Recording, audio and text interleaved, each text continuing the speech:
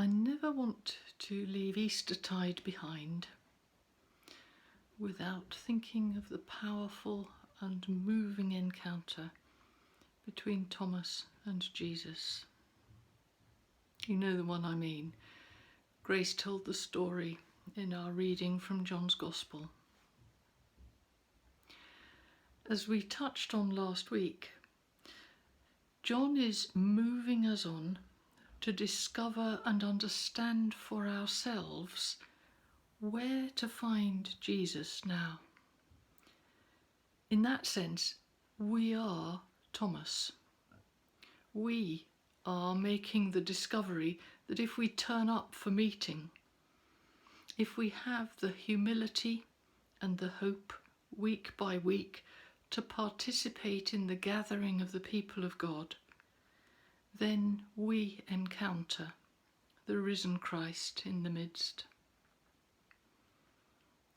So John is making a massive and very overt theological point here about being the body of Christ. But this story isn't just ivory tower head stuff and hermeneutics. It also explores the profoundly human issues of grief and trauma and what makes us into the people we are. It's a story about faith, yes, but also about love and pain, both of which have tap roots growing down into the depths of our humanity. Thomas, the Gospel tells us, was also known as Didymus, which means the twin. Whose twin? There is a tradition that Thomas's missionary journeys took him as far as Kerala on the Malabar coast, where he established the church in South India. Many Indian Christians take the name Thomas, and he is the patron saint of the church in India.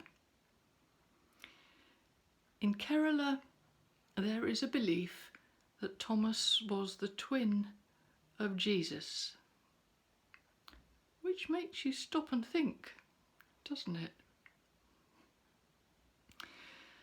Certainly Thomas was very close to Jesus. As Jesus unfolded to his disciples the teaching that the Messiah must suffer and die, the response of Peter was, "Lord, this mustn't happen to you," which earned him a rebuke in no uncertain terms from Jesus.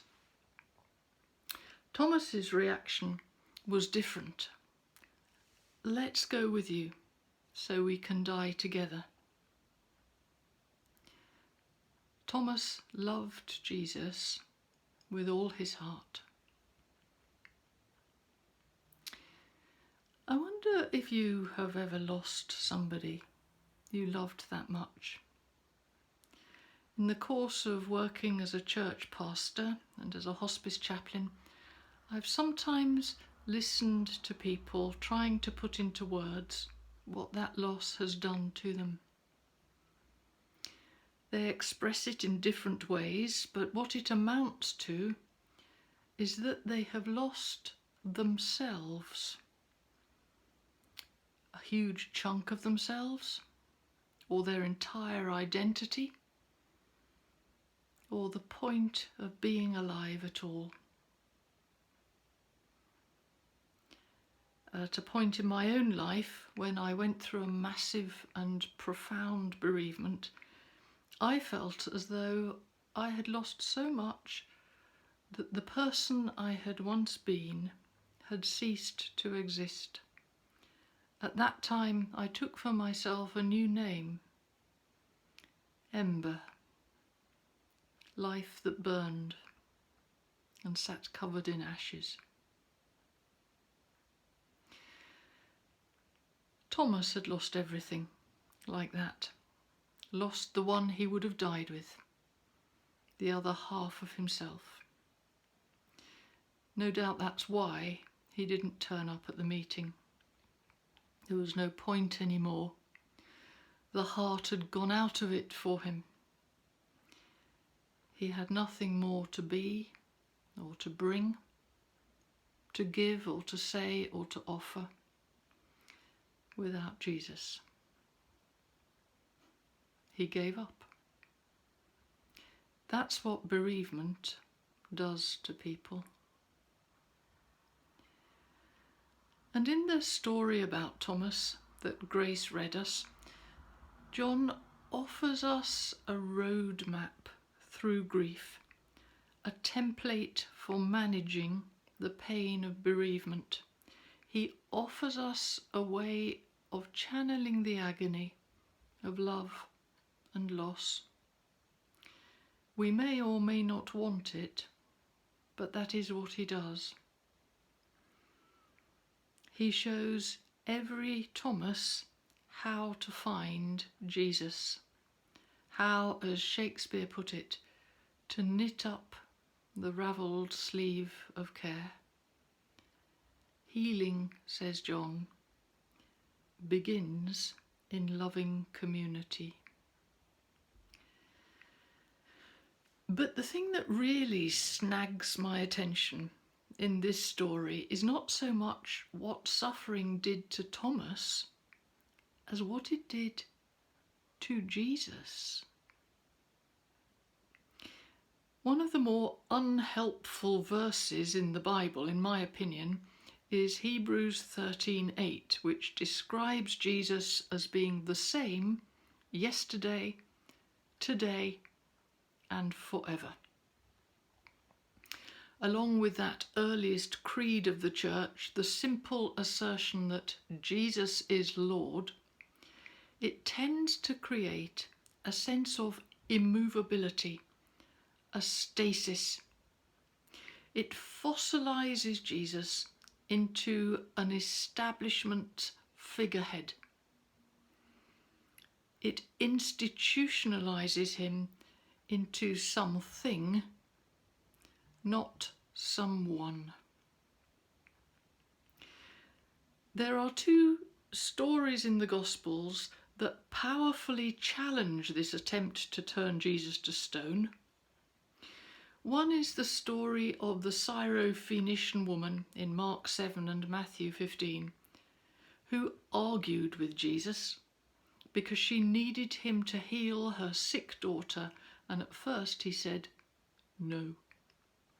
She put her case forcefully, and he changed his mind. Yes, Jesus, the same yesterday, today, and forever, changed his mind.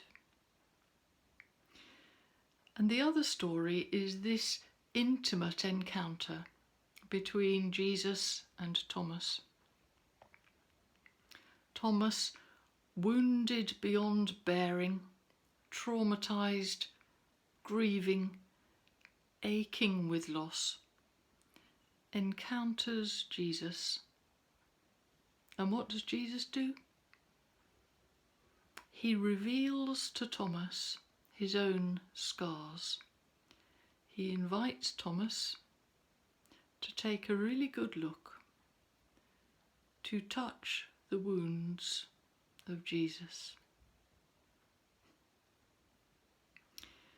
What particularly interests me about this is that I would have expected resurrection to resolve wounds and pain, trauma and scars, damage, but apparently not. When something happens to us so agonizing that it feels as though it changes us completely, well, yes, it does. It affects us permanently, existentially, ontologically. So much so that the scars of his suffering and agonizing death became a badge of identity for Jesus. the way he made his risen self recognizable to those who encountered him. His suffering touched theirs. His scars found their pain. The traces of his trauma spoke to theirs. He understood. It became the point of recognition and connection. Jesus was not the same yesterday, today, and forever. He was scarred and remained so. He was changed by suffering. He internalized trauma to the extent that it became his identifying feature. But as John's Gospel gently points out in this story, it was what he did with it that counts. He made it a place of intimate contact. He was not ashamed of his pain. He did not hide his scars. And he did not distance himself because he was afraid of being hurt. He brought it to be shared and seen and touched. Here are my hands, my side. Put your finger here. It's that thing that Isaiah said in his chapter 53. By his wounds we are healed.